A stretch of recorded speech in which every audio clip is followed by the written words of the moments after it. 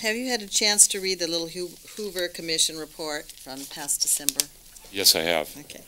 And what is Cal ISO doing to address some of the concerns raised in the report?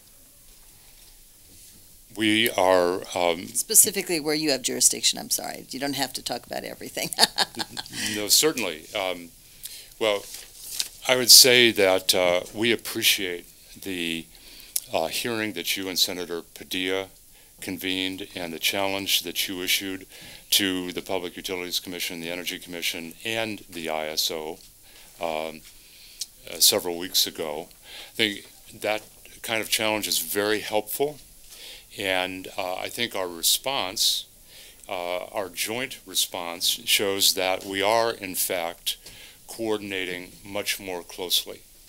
So one specific issue that you raised that's of great concern to us is what is the demand forecast, the amount of electricity we're going to need that we should plan for. And the fact that there were different demand forecasts among the agencies is not helpful.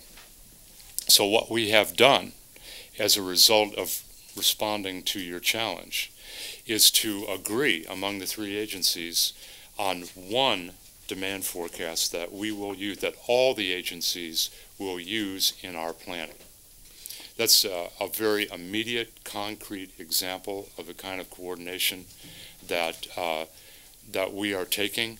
I have been observing the scene. I've been a participant in the California energy markets since building a wind project in Altamont Pass in the early 1980s. And it's my observation that there is more coordination now among those three agencies than there has been. There, of course, is room for improvement. There are ways that we can work together more closely. I think the ISO is committed to doing so.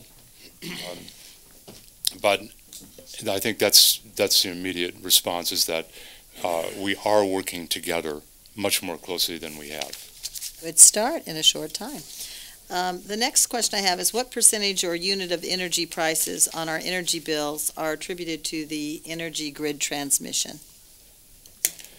The actual percentage varies by utility company area, but the amount is right now, this year, is 0.6 cents per kilowatt hour is the transmission access charge that the ISO charges all of the users of its grid. That amount is projected to about double over the next 8 years as we bring several new transmission projects online. So the Tehachapi Renewable Transmission Project in your district, the Sunrise Power Link, some of the other transmission projects that are being built, not only for renewables, but all of these projects are what we call network projects that add to the ability to move power between Northern and Southern California, which is vital to our reliability.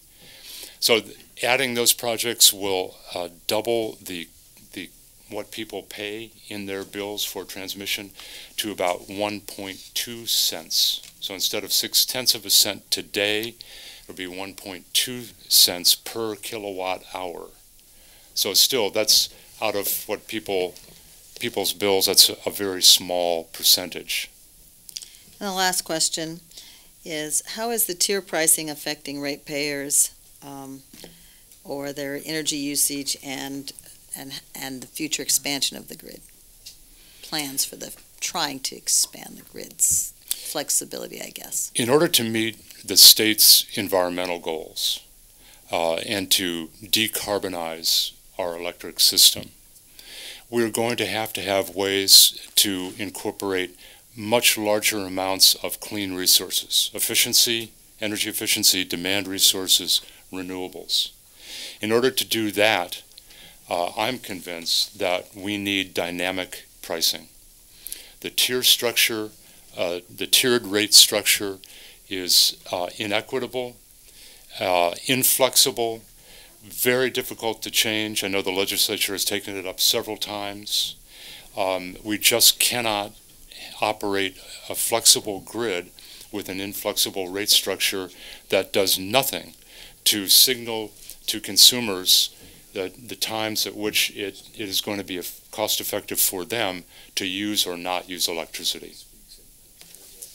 Thank you. I really appreciate your thoughtful answers. Sarah Lara, let me ask